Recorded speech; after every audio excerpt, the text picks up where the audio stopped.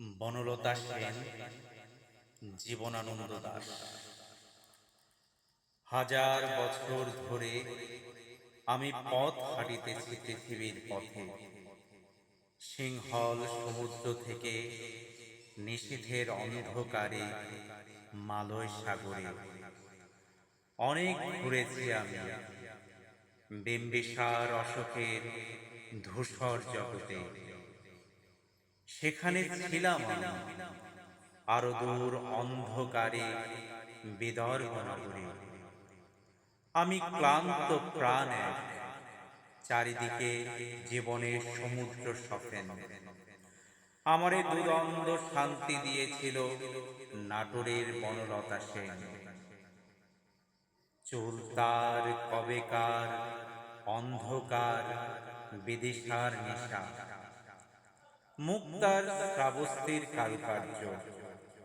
অতি দূর সমুদ্রের পর হাল ভেঙে যে নাবিক হারায়েছে দিশা।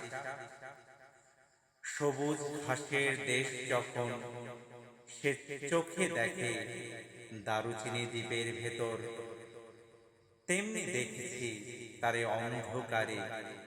বলেছে সে, এতদিন কোথায় ছিলেন? পাখি নীড়ের মতো চোখ তুলে নাটোরের বনলতা সেন।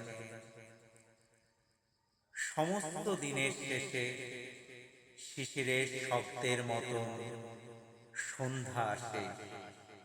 ডানার রৌদ্রের গন্ধ মুছে ফেলেছি, পৃথিবীর সব রং নিভে গেলে পাণ্ডুলিপি করে আয়োজন।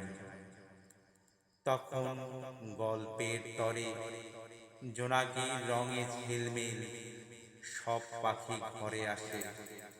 সব নদী ফুরায় এ জীবনের সব লেনদেন।